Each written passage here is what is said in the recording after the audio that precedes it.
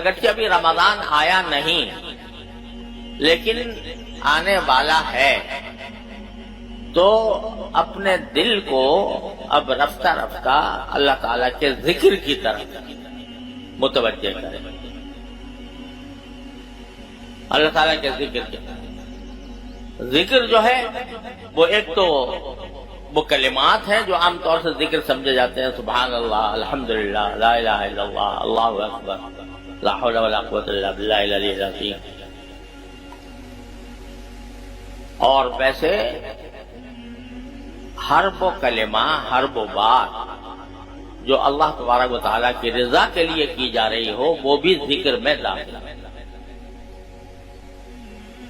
اسی لیے بزرگوں نے فرمایا کل مطیع للہ فہو ذاکر، جو بھی شخص اللہ کی اطاعت میں کوئی کام کر رہا ہو، چاہے تجارت ہی کیوں نہ ہو، لیکن اس لیے سے کر رہا ہے کہ اللہ تبارک و تعالیٰ کی اطاعت کے ساتھ کروں گا، کسی کو دھوکہ نہیں دوں گا، کسی کے ساتھ بدمعاملگی نہیں کروں گا، خوش اخلاقی کا اختیار کروں گا، اللہ کو راضی کرنے کے لیے، تو اب جو تجارت کر رہا ہے بندہ وہ بھی ذاکر ہے۔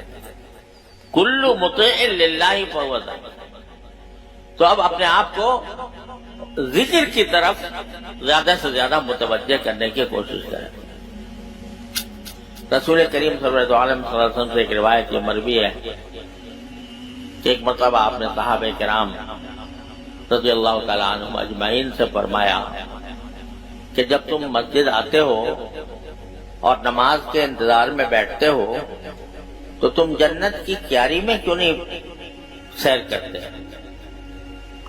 جنت کی کیاریوں میں کیوں سیر نہیں کرتے؟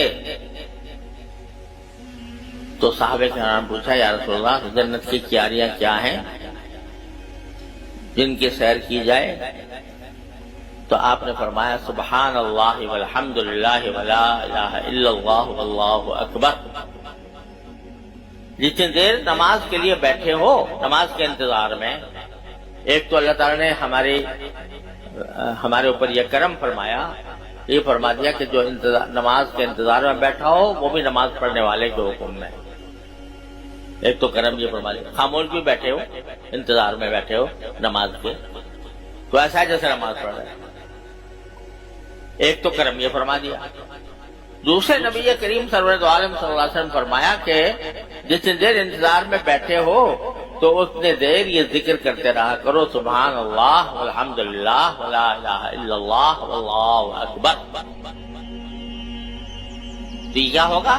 یہ ایسا ہوگا جیسے جنت کی کیاریوں میں تفریح کر رہے ہیں، کیونکہ اللہ تبارک و تعالیٰ نے یہ کلمات ایسے بنائے ہیں کہ جن کے ذریعے بندہ جنت کی کیاریوں تک پہنچنے والا ہے۔ ہمیں نظر نہیں آتا، ہماری نظریں کوتاہ ہیں، ہماری سمجھ محدود ہے، تو ہم ان کا صرف ترجمہ بھی کر لیں، ترجمہ ہی کر سکتے ہیں اور تو کچھ کر نہیں سکتے۔ تو سبحان اللہ کے معنی ہے اللہ تعالیٰ ہر عیب سے پاک ہے، الحمدللہ کے معنی ہے کہ ساری تعریفیں اللہ کے لیے ہیں، لا الہ الا اللہ کے معنی یہ ہے کہ اللہ کے سوا کوئی معبود نہیں ہے، اور اللہ اکبر کے معنی یہ ہے کہ اللہ سب سے بڑا ہے۔ بس ترجمہ ہی کر سکتے ہیں، اس سے آگے ان میں کیا انوار اور کیا اسرار اور کیا معارف اس میں پوشیدہ ہیں آج ہمارے سامنے نہیں ہے۔ جب جنت میں پہنچو گے تو اس وقت پتہ چلے گا یا اللہ سبحان اللہ کا کلمہ کیا تھا،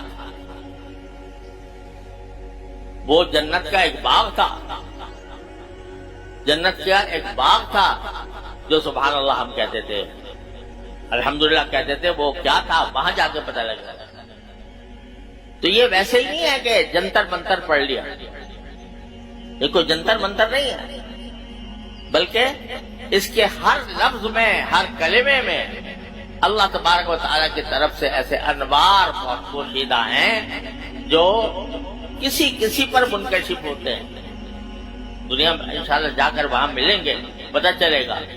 اور ہمارے حضرت علامہ انور شاہ صاحب کشمیری رحمۃ اللہ علیہ فرمایا کرتے تھے کہ جنت کی نعمتوں میں ایک بہت بڑی نعمت یہ ہے کہ وہاں حقائق اشیاء منکشف ہوں گے، پتہ چلے گا کہ سبحان اللہ کیا چیز ہے، الحمدللہ کیا چیز ہے، تو وہاں جا کر تو انشاءاللہ ہر مسلمان اگر ہم سب کو پہنچا دے تو سب دیکھیں گے. لیکن بعض اوقات اللہ کے خاص بندوں پر اس کے انوار منکشف بھی کر دیے جاتے ہیں، تو وہ پہچانتے ہیں کہ سبحان اللہ کیا چیز ہے، الحمدللہ کیا چیز ہے. لیکن اتنا تو یقین ہونا چاہیے کہ سرکار دو عالم صلی اللہ علیہ وسلم یہ فرما رہے ہیں کہ یہ الفاظ پڑھنا، یہ کلمات ادا کرنا، یہ جنت کی کیاری میں سیر کرنے کے مرادف ہے. تو یہ ذکر کوئی مشکل کام، اس میں کوئی پیسہ خرچ ہوتا ہے، اس میں کوئی وقت لگتا ہے، اس میں کوئی محنت ہوتی ہے. اور یہ ذکر اس کے لیے اللہ تعالیٰ نے اتنا آسان کر دیا کہ نہ وضو کی شرط، نہ جنابت سے پاک ہونے کی شرط، نہ حیض سے پاک ہونے کی شرط، نہ قبلہ روح ہونے کی شرط، نہ بیٹھنے کی شرط، بلکہ جس حالت میں ہو کر سکتے ہو. اللہ میں نے حاضر دے قیام وقعود وعلی جنوبہم الذین یذکرون اللہ قیاما وقعودا وعلی جنوبہم. یہ وہ ہیں جو اللہ کا ذکر کرتے ہیں کھڑے بھی، بیٹھے بھی، لیٹے بھی. بستر پر لیٹ گئے ہو آرام سے، سونے کے انتظار میں ہو، ٹانگ پر ٹانگ رکھے ہوئے لیٹے ہوئے ہو آرام سے، اللہ میں کہتے ہیں میں نے اس وقت بھی تمہیں اپنے ذکر کی اجازت دے دی، اس وقت بھی کر لو.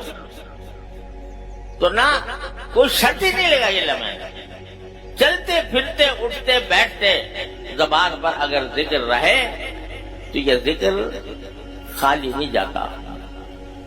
یہ ذکر چاہے زبان سے ہو رہا ہو، دل متوجہ ہو یا نہ ہو، دھیان ہو یا نہ ہو، یہ کم از کم ایک عضو تو تمہارا اللہ کی یاد میں مشغول ہے.